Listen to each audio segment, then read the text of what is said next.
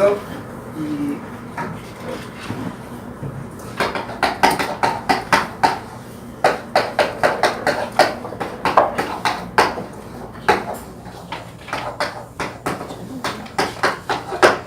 천도, 그래서 하늘의 도죠. 그래서 이 성리학의 그 개념에서는 또 이 천도 그리고 그다음에 인도라고 표현하기도 해요. 근데 여기는 지금 인사라고 표현했어요.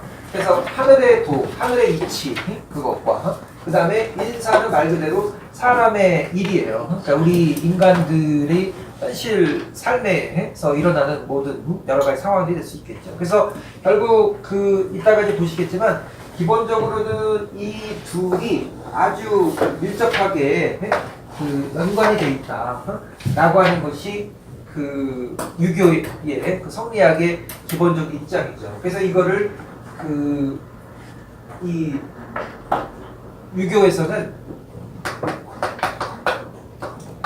천인 가문이라고 표현했어요. 가문.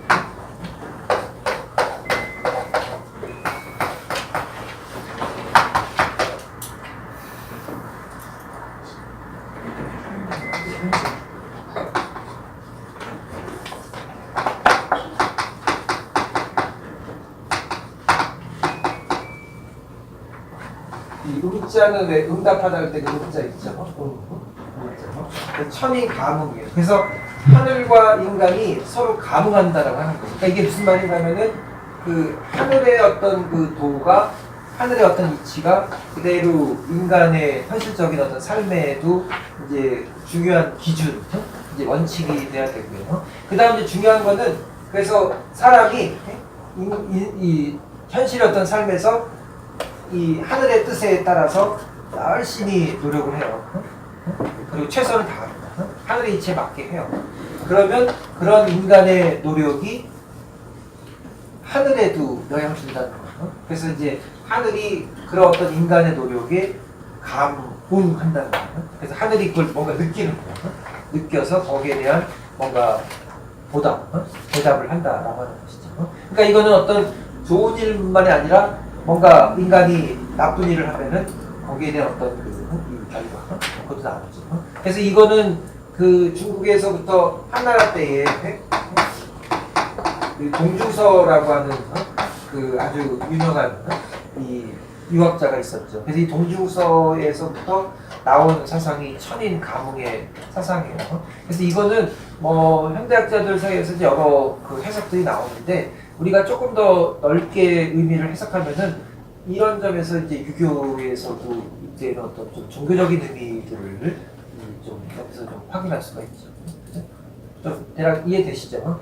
그러니까 이 즉각적으로 뭐 그리스도교의 그 하느님처럼 인격적인 존재여서 그런 어떤 인격적인 존재가 인간들의 기도를 들어서 거기에 대한 어떤 답을 주고 뭐 이런 것까지는 얘기는 아니지만 인간의 어떤 뭔가 노력이 인간의 어떤 상태나 인간의 어떤 노력이 그대로 하늘에도 이제 닿을 수 있다. 그 하늘의 어떤 이 이치와 인간의 어떤 그 현실 삶이 아주 밀접하게 연관돼서 이제 돌아간다고 하는 거예요. 이게 이 처음부터 이제 사실은 어떤 맥락에서 이 사상이 강조가 됐는가 하면은 사실 어떤 정치 사상에서부터 연결되면서 이제 이게 많이 강조가 됐어요. 그래서 이 유교나 이제 중국에서 입장은 기본적인 어떤 천명 개념이 있잖아요.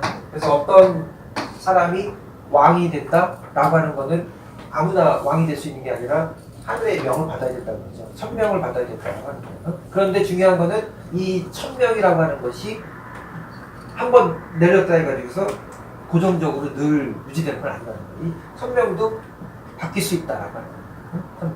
그럼 언제 바뀌느냐? 그 사람이 하늘의 뜻하고 이제 어긋나는 거예요. 그거를. 그러니까 이제 천명을 받았다라고 하는 거는 받을 당시에는 그 사람의 어떤 노력, 그 전까지 노력이나 아니면 그 사람이 갖고 있는 어떤 바탕, 자질 이런 것들이 하늘이 보기에 이제 쟤면 되겠구나 라고 이제 그게 이제 선택이 되고 그래서 이제 거기에 대해서 이제 응해서 그 천명을 주는 거죠. 그죠? 그때는 이제 믿고 주는 거예요. 그런데 한 번 줬다 해가지고서 그러면 계속 내맡기고 네가 알아서 해 이런 게 아니라 근데 그 줬는데 그 인간이 그 이후에 하는 행태가 하늘의 뜻하고 어긋났다? 그러면은 다시 이제 환불시키다. 그래서 이제 이 천명은 또 다른 사람에게 옮겨갈 수 있다고 하는 겁니다. 그러면서 이제 이게 천명이 계속 이제 옮긴다라고 하는 건데 그러면은 지금 현재 그 왕이 구체적으로 왕이 그 하늘의 뜻하고 어긋났다. 그래서 천명이 더 이상 그 왕에게 머물지 않는다. 그거를 어떻게 판단하느냐. 뭐 그리스도님처럼 막 갑자기 나타나서 이제 너 내려와 이렇게 하는 것도 아니고 인격적인 존재를 얘기하지 않으니까 어떻게 확인되느냐. 결국 백성들의 상태라는 백성들의 어떤 그 삶의 모습을 통해서 그게 드러난다. 이것도 일종의 감흥이에요. 하늘이 그 메시지를 그렇게 그 백성들의 삶을 통해서 나타난다는 거죠. 그래서 이게 아주 더 구체적인 형태가 되게 되면은 제2론이라는 게 나오는데 그게 뭐냐면은 직접 막 재앙이 생기는 거예요. 현실적으로 어떤 막 사건이 터지고 그때는 이제 뭐 가뭄이 들고 뭐 이런 뭐 질병이 원인 모를 뭐 질병들이 막 창궐하고 뭐 이런 상황이 되겠죠. 이게 재난이 막 생기는 거예요. 그러면 그게 어떤 사인이냐? 얘가 지금 이미 천명이 떠났다. 너 이제 그러면 이제 그거를 알아채리고 스스로 이제 짐 싸서 내려와야 되는 거죠. 그렇죠? 근데 이제 그런데 어느 누구도 스스로 그걸 짐 싸서 내려오진 않죠. 그러면은 끌어내려도 된다. 그런 정신 못 차리는 그 왕은 이미 끝났는데도 그래서 그런 사인까지 다 줬는데도 알아채지 못하면은 끌어내려야 된다. 라는 것까지 나옵니다. 그래서 혁명 사상까지가 나옵니다. 하여튼 그래서 이제 이렇게 이게 밀접한 그 하늘의 뜻과 이 사람의 인간의 현실적인 그 삶의 모습의 모든 현상들이 아주 밀접하게 감흥한다, 연결되어 있다라고 하는 게 그 유교의 기본적인 입장입니다. 자, 근데 지금 제가 이제 이 7개의 책문을 붙여 읽기 전에 이제 약간 좀 요약을 미리 해드린 셈인데 이게 지금 말씀드린 것처럼 유교의 기본 입장이에요. 이게 그 원칙입니다. 그죠? 근데 이렇게 이제 원칙은 이렇게 되는데 이런 원칙 그대로 우리가 그 현실의 삶을 또 바라보게 되면은 그러면 문제는 뭐예요? 딜레마는 이게 현실 상황에 이 원칙이 그대로 적용되지 않는다는 거예요. 그죠? 이렇게 되면은 아까 말씀드린 것처럼 뭐 즉각 내가 열심히 사는 사람들은 다 이제 일이 잘 풀리고 성공하고 그리고 못된 놈들은 즉각 그냥 다 처리되고 그래서 모든 세상은 늘 이렇게 좋은 일만 생기고 훌륭한 열심히 노력한 사람 하늘의 뜻에 맞는 사람들이 착한 사람들이 보답받고 나쁜 사람들은 벌받고 뭐 이렇게 돼야 되는 게 현실의 삶이잖아요. 근데 현실 삶은 그렇지 않다. 현실 삶에서 보게 되면은 이 열심히 천도를 실현하려고 노력하고 애쓰는 사람인데 그런데 끝내 뜻을 이루지 못하고 오히려 더 고난을 받고 뭐 이런 사람들이 생겨나는 게 현실이고 그리고 또 완전히 천도의 천도 모르면서 이게 풍물에서 표현이 되죠. 하여튼 막 그 안 좋게 사는 사람들 뭐 그런 사람들이 오히려 막 현실적으로 일을 성공하고 잘 나가고 막 임금도 되고 막 이런 게 현실이라는 거예요. 그럼 도대체 이런 현실과 지금 얘기하는 이 천인가문이 얘기하는 이 원칙이 서로 이게 모순이지 않느냐, 유배되지 않느냐. 그럼 도대체 이런 그 이론과 현실이 어긋나고 있는 이런 상황을 도대체 어떻게 이해해야 되는가, 어떻게 이거를 설명해야 되는가, 이게 지금 첫 번째 책문에서 던지는 이 질문입니다. 처음부터 아주 세죠. 아마 이거는 그 이 저자가 그 책을 이제 구성하면서 제일 어찌 보면 근원이 되는 문제 그리고 가장 오늘날에도 우리 뭐 인문학적이나 이 역사에 관심 갖는 가장 그 따끈따끈한 핫한 그런 문제를 일단 제일 첫 번째로 제시를 한 것 같아요. 그래서 이 문제가 참 어려운 문제입니다. 평소에도 여러분들도 이 문제에 대해서 좀 많은 고민들을 하시고 생각 많이 하시잖아요. 왜 난 열심히 사는데 난 왜 일이 안 되지? 그리고 저놈은 자꾸 저런 저 옆에 있는 저분은 저렇게 해서 못된지만 골라서 하는데 그래도 저렇게 잘 나가지 이런 생각이 참 불이하다, 불공평하다. 오히려 많아요. 네? 많아요. 네, 그게 현실이잖아요. 그럴 때마다 여러분 어떻게들 어떻게 윤국 선생님 답이 기대가 돼요. 빨리 했으면 좋겠어요. 너무 기대하지 마세요. 오히려 그 이 답 듣고 나면은 더 막 화를 돋구치고. 사실 정답이 있을까요? 정답은 있을 수가 없을 것 같아요. 네, 계속 진행 중이잖아요. 정답이 있을 수가 없어요. 그러니까 일곱에 정답이 뭐 일곡이고 신도 아니고 정답은 없는데 네, 뭔가 이제 이런 그런 건 있지 않을까. 그러니까 그게 그 다독이 뭔가 뭔가 기대는 돼요. 때는 오히려 더 들쑤시. 화를 돋을 때가 있죠. 그럼 그러지 말까요? 그래서 뭔가 지금 이제 이거 읽기 전에 일곡에서 그동안에 내가 갖고 있었던 그 막 속 시원하게 풀어주고 정말 막 먹고 긁고 사이다처럼. 사이다처럼 네. 그걸 기대하시는 분이라면은 잠시 책을 차라리 사이다를 마셔. 차라리 과거에 사이다를 마셔. 시험의 책문이라고 하셨잖아요. 그럼 옛날에 이 정도 시험을 볼 연령이면 어느 정도인데 이런 걸 다 이렇게 여러 가지 이걸 다 통달해서 답을 할 수가 있나요? 그러니까 그래서 이제 이 지금 제 생각에는 이 지금 우리가 읽게 된 중국의 책문은 실제 아마 시험 문제 그 책 출제된 거는 라기보기보다는 아마 율곡이 평소에 성리학 공부하면서 지녔던 아주 근원적인 문제 형식만 돌려. 책문의 형식으로 이렇게 그 사상을 펼치지 않았을까 뭐 그런 생각이 들어요. 근데 저 깜짝 놀란 게 어떻게 이런 걸 모든 걸 다 통합을 해갖고 답을 해야 되는데 이걸 과거 시험에 보통 신매세 뭐 이렇게 보잖아요. 실세는 이제 그 초시. 초시 뭐 이런 것들이 이제 그 저가 대과 20대라도 20대쯤 되죠. 그러니까 이때의 20대는 지금의 지금은 한 20대하고는 30대하고 이상 되지 않아요? 지금은 20대쯤 되면은 상당히 좀 공익은 그러니까 우리 4살 이럴 때부터 막 한자 공부하고 그러잖아요, 옛날에는. 그러니까 오히려 그 공부하는 사람 굉장히 조선의 깊을 것 같아요. 그 유학자들은 네. 그 대과를 볼 때쯤 그때쯤이 학문적으로도 그렇고 심성도 그렇고 제일 절정일 때라고 볼 수 있습니다. 그럴 때 이제 뽑혀서 이제 관료가 되고 그 다음에 이제 현실 정치 들어가서 이제 욕을 먹으면서 이제 완전 못 들어가는 거죠. 과거는 몇 시간 정도 보나요? 물가는? 물가는 몇 시간? 그렇지만 뭐 제가 가본 적이 없어서 그래서 어쨌든 꽤 많이 보는 겁니다. 그리고 이제 또 하나 이제 지금 보시면 아시겠지만 이런 논의가 이제 가능했던 게 요즘에도 왜 대학 논술 시험 볼 때 그 이 제시문들이 쭉 나오고 그 다음에 이제 그 제시문들을 근거로 해서 어떤 논지를 펼쳐라 이런 식으로 나오잖아요. 이것도 이제 비슷한 거예요. 그래서 이제 이때 당시 유학자들의 이런 어떤 주장이나 논지를 펼칠 때 이때도 그냥 요즘처럼 아무 근거 없이 저는 이렇게 생각합니다. 이게 옳아요. 이게 제 필이에요. 이러면서 얘기하면은 전혀 설득력이 없죠. 그래서 여기도 나름대로 어떤 정책이나 뭔가를 얘기할 때 근거를 제시를 해야 돼요. 요즘 시험도 이게 줄을 다룬 거죠. 근거를. 그 근거가 다 어디서 오느냐면 다 역사예요.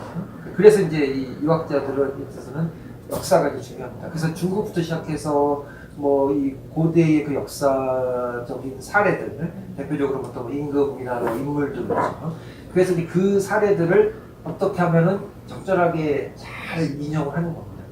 그게 이제 그 사람의 그 유교적인 소양의 깊이가 이제 거기서 이제 판단되는 거죠. 그래서 결국에는 아마 그때도 채점 기준이 그거였을 거예요. 이 사람이 요 주장에 대해서 얼마나 적절한 답을 내느냐도 중요하지만 그 답을 내기 위해서 그 제시하고 있는 그 근거. 그러니까 그러려면은 많이 알아야 되겠죠. 역사의 어떤 뭐 사례를 쭉 다 알아야 되고 그 다음에 거기서 적절한 걸 또 다 뽑아낼 수 있는 그런 통찰력 뭐 이런 것들이 필요하니까 정말 종합적인 그런 지식을 드리려고 있는 거죠. 자, 그래서 그렇게 많이 기대를 하지 마시고. 자, 우선 22페이지의 그 책문 내용부터 보세요. 지금 말씀하신 것처럼 천도의 길흉과 그 다음에 인사의 순역, 그죠? 인사의 순역, 그러니까 순역이라는 거는 일이 잘 풀리거나 아니면은 이렇게 뒤집어지거나, 그러니까 순과 역이잖아요. 그러니까 성공과 실패 뭐 이렇게 해서 되겠죠. 이거는 조금도 다름이 없는 것이니, 그러니까 이게 같이 연결된다는 거예요. 그러니까 이 천도의 기륭과 인사의 순역이 조금도 다름이 없다는 거는 그게 같이 맞물려서 돌아간다는 거죠. 하늘과 사람 사이의 선악에 대한 감흥의 이치, 감흥. 이게 아까 말씀드린 천인 감흥입니다. 이거를 자세히 말해보라. 이제 더러 인사는 하늘을 따르는데 천도가 어긋나기도 하고, 그죠? 사람은 열심히 하늘을 따르는데 하늘의 뜻이 인간에게 그 보답을 안 해요. 또 인사는 하늘을 거스르는데, 그죠? 하늘의 뜻에 거스르는 그런 이 삶을 사는데 오히려 천도가 도와줄 수도 있다. 그죠? 일이 잘 풀리는 경우가 있다는 거예요. 그래서 이제 여기 이제 역사 사례 나오죠. 주나라의 환왕, 진시황, 한소열제. 한소열제는 여러분 잘 아시는 유비입니다. 삼국지 나오는 유비. 유비가 이제 바로 소열제인데요. 그 다음에 이제 수문제, 남성과 북성, 원의 사례 이런 것들을 볼 때 따르면 길하고 거스르면 흉하다는 이치는 과연 어디에 있는가? 자, 이따 뒤에 나오겠지만 지금 예를 든 주나라 환왕의 경우, 진시황의 경우, 그 다음에 뭐 유비의 경우, 뭐 이 경우들이 전부 다 어떤 경우는 이거 이 사람이 열심히 잘 하늘의 뜻을 따르려고 노력한 것 같은데 결국에는 이 왕이 되지 못하거나 이 뜻을 이루지 못하는 경우들도 있고, 또 어떤 경우는 막 그 이치에 어긋나는 일을 한 거예요. 진시황 같은 그런 경우는. 그런데도 결국에는 진시황은 아시는 것처럼 전국을 통일해서 황제가 됐잖아요. 성공한 거잖아요. 그럼 이건 왜 저 사람은 분명히 옳지 못한 방법을 선택했는데 막 그렇게 사람들을 죽이고 막 이렇게 한 거니까. 근데도 어떻게 저렇게 성공할 수 있었을까? 천도가 왜 저 사람을 진시황을 도와줬지? 뭐 이런 것들이 의문이 생기는 거죠. 깜빡 주시는 하나님 하나님 바쁘시니까. 그래서 이제 이게 참 그 어려운 문제가 되는 겁니다. 참 그래서 이제 이거를 이제 질문을 한 거예요. 어떻게 설명해야 될 건가? 과연 천하와 나라를 얻는 일은 알기 어려운 천도이고 인간의 힘이 개입될 수 없는 거. 그러니까 이제 이런 의문이 생길 때 이 사실은 그리스도교적인 입장에서도 이 문제에 대해서 왜 의로운 사람이 고통받을까? 왜 성서에 나오는 욥기 아시죠? 욥기 같은 경우가 대표적인 이 문제를 다루고 있잖아요. 왜 선한 사람이 고통을 받을까? 고통받는 의인의 문제. 뭐 이런 것들이 이 그리스도교에서도 늘 이제 제기가 된 겁니다. 그래서 이제 이렇게 되다 보면은 어떤 문제라고 보자는가 하면은 정말 이런 현실이 이루어지는 걸 보면서 정말 하나님이 정의로운 존재 맞아? 그래서 이제 하나님의 어떤 정의, 신정의 이제 그런 주제로까지 이제 연결되는 거죠. 그런데 이 문제에 대해서 사실은 그리스도교도 이렇게 딱히 명쾌하고 설명하지 못했어요. 사이다 같은 설명하지 못했어요. 그리스도의 설명은 그냥 어찌 보면은 아주 제가 좀 나이브하게 표현하면은 인간이 기대하는 기준, 인간의 계산법과 하느님의 기준은 다르다. 그러니까 사람의 셈법과 하느님의 셈법은 다르다.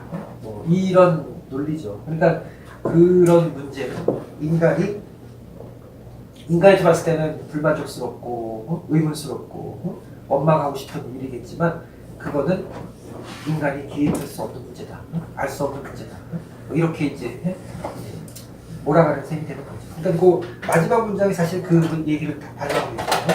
그러면 이렇게 설명할 수 없는 상황인데 그러면은 이거는 결국 결론은 천하와 나라 얻는 일, 이거는 하늘의 뜻이다. 하늘이 알아서 계산하는 거니까 인간이 개입할 수 없는 것이다. 이렇게 이해해야 되는 것인가? 뭐 이런 얘기가 되는 거죠. 그러니까 이게 도대체 넌 어떻게 생각하냐? 라고 문제가 있거든요. 아까 말씀하신 것처럼 상당히 이게 실제 그 시험 문제를 한다면 굉장히 난이도가 높은 네. 세상에. 문제가 될 수 있겠죠. 자, 그래서 율곡은 이제 뭐라고 대답을 하느냐. 보시면 대책이에요. 여기에 대한 자, 하늘은 덕이 있는 사람을 돕기 때문에 덕을 따르는 자는 길하고 거스른 자는 흉합니다. 이게 원론이에요. 그죠? 이게 이제 천인 가문의 기본입니다. 이게 하늘과 사람이 가문하는 이치입니다. 사람에게 거스르면서 하늘을 따르는 자가 없고 사람을 따르면서 하늘에 거스르는 자도 없습니다. 인심이 돌아가는 곳이 곧 천명이 있는 곳입니다. 이게 바로 인심. 이게 아까 제가 말씀드린 것처럼 그 백성들의 삶의 모습이에요. 그러니까 사람들의 어떤 백성들이 지금 아주 편안하게 생각하고 그다음에 그 백성들의 삶이 아주 실제로 윤택하고 그러면 그 왕이 정치를 잘하고 있다고 판단하는 겁니다. 그러니까 옛날에 이 유교 시기를 봤을 때 그 지금 어떤 나라에 딱 가서 방문해서 이 나라가 참 왕이 통치 잘하고 있고 잘 돌아가고 있구나 라는 걸 파악할 수 있는 절대적인 그 방법은 백성들의 삶의 상태를 인심을 살피는 거예요. 그래서 그 인심을 살폈을 때 그게 이제 그 상태를 이제 반영한다라고 얘기하는 거죠. 자, 그래서 이게 그대로 이제 반영된다고 하는 겁니다. 자, 그러나 이게 이제 원칙인데 그러나 간혹 인사는 순조로운 것 같은데 하늘이 그 순조로움을 도와주지 않는 수가 있고 또한 인사는 거스른 것 같은데도 하늘이 그 거스른 것을 도와주는 수도 있으니 그 까닭은 무엇이겠습니까? 자, 이제부터 이제 답을 하는 거예요, 이게. 그래서 우선 맹자부터 인용합니다. 이제 다 유교의 방대한 경전들을 다 이제 인용하면서 이제 논지 펼치는 거예요. 일종의 논지 시험들 일단 논문을 쓰는 거죠, 하나에. 그래서 맹자는 비록 지혜가 있다 할지라도 형세를 타는 것만 못하고 비록 농기구가 있을지라도 제 철을 기다리는 것만 못하다. 자, 이게 맹자에 나오는 말인데요. 자, 이 말 한번 잘 생각해보세요. 이게 무슨 말일까? 비록 지혜가 있는 사람이랄지라도 형세를 타지 못하면은 그건 이제 별별 없다는 거예요. 비록 농기구가 있을지라도 제 철을 기다리는 것만 못하다라고 했습니다. 이게 무슨 말일까요? 자연의 그 시기를 시중이죠. 따라야 되는 시중. 좋아하시는 분이라고 있습니다. 딱 시중의 대접입니다. 시중의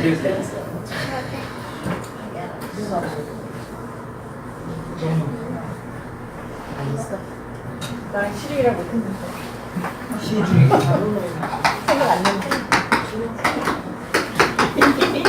시중이라 대답한 사람은 여기 때잖아요, 때. 나 한번 못 먹었다. 때가 단순하게 어떤 시간의 의미가 있는 것이 아니라 그 어떤 그 상황, 지금의 현재 어떤 상황, 여기서 얘기하는 그 형세, 뭐 이런 것들의 의미를 다 포함하는 거예요. 그 다음에 중자는 적중이라는 게 있었죠. 딱 적합하게.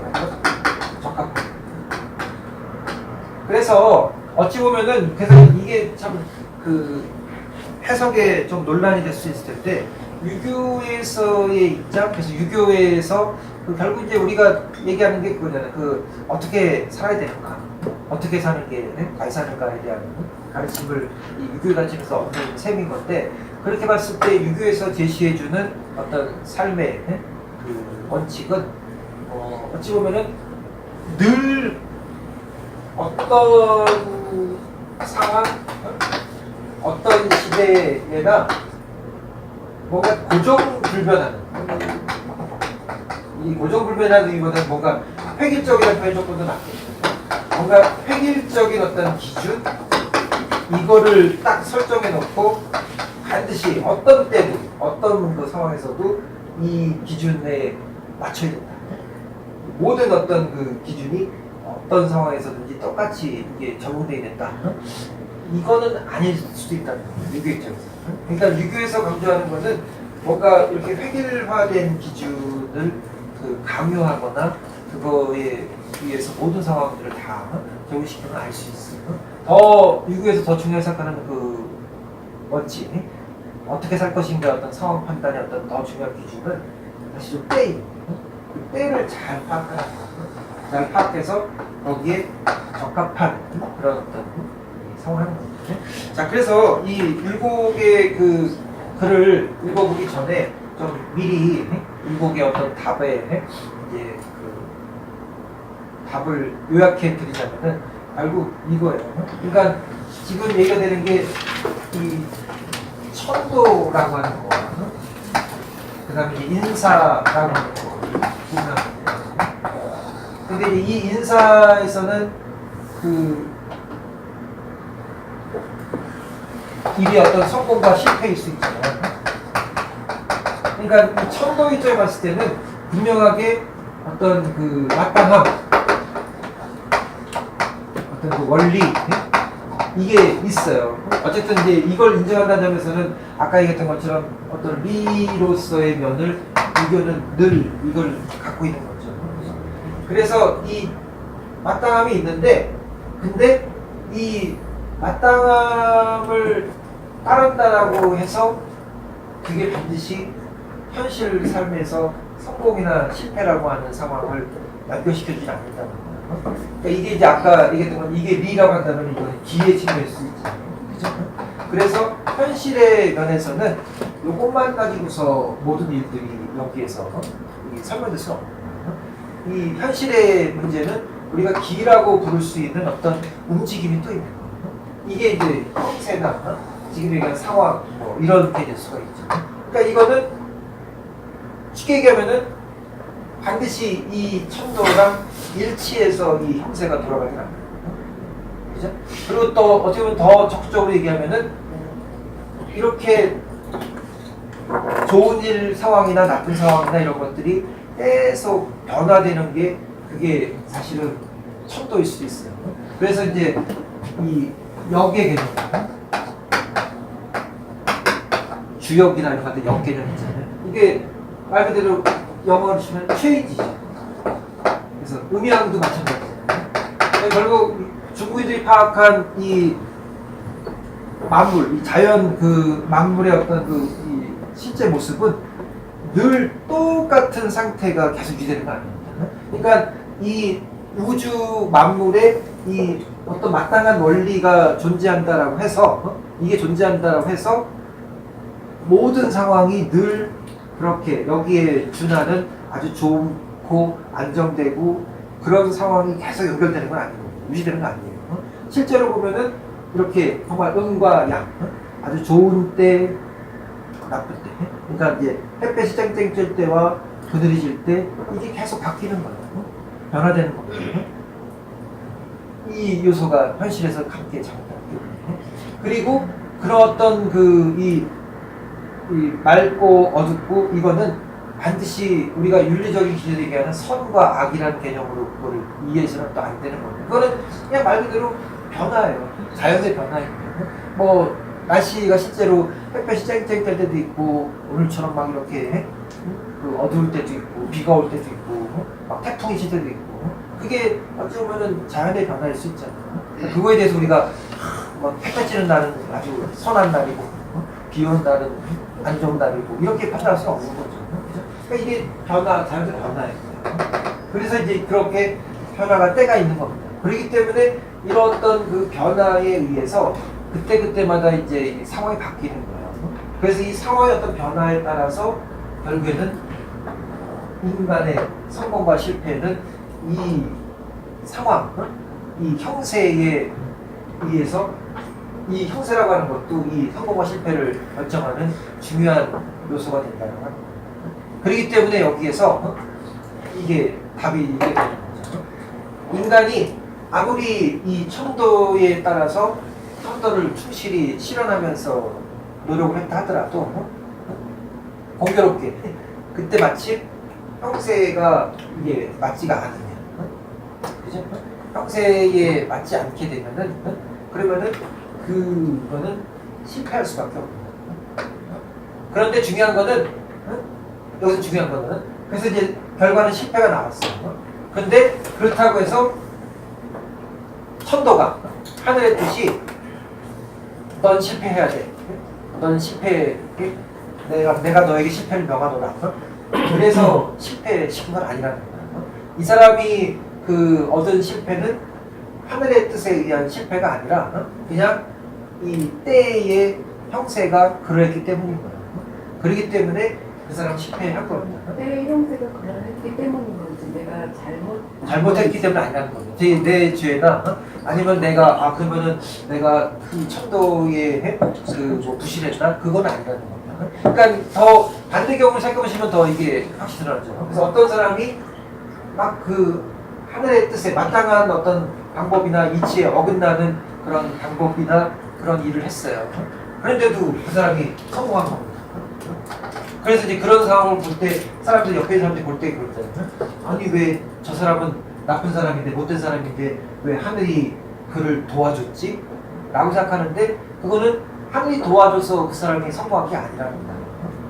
그 사람이 성공한 거는 그냥 그 때를 잘 어떻게 보면 이용하고 활용했기 때문이에요.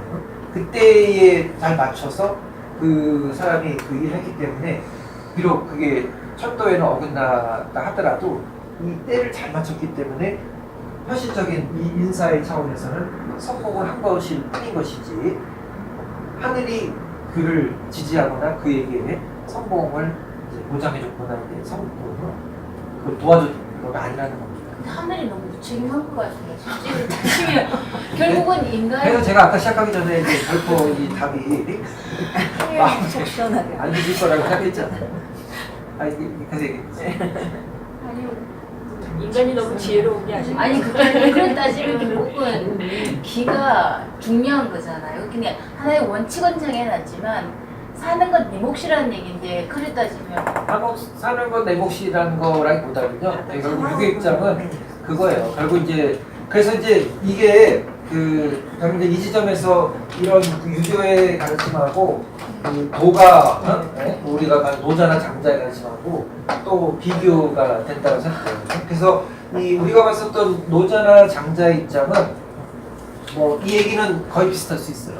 여기까지는 이 변화가 되는 거고. 그래서 이 도가의 입장에서는 그렇기 때문에 성공과 실패 뭐 이런 것들을 아예 뭐 천도나 이게 사실은 마땅함이나 원리 뭐 이런 것들에 대한 것도 도가는 별로 강조하지 않죠. 그러니까 도가는 온전하게 특히 장자는 아주 온전하게 그게 그냥 진리다. 그게 세상의 모습이라는 거예요. 어차피 세상의 인간사의 모습은 뭐 반드시 누가 성공하게 돼 있고 누가 실패하게 돼 있고 그런 거 정해져 있는 것도 없고 성공해야지 마땅한 거고 실패하면 나쁜 사람이고 그런 거 없다는 거예요. 도가가 한 수인 것 같아요. 그냥 말 그대로 그냥 변화일 뿐이에요.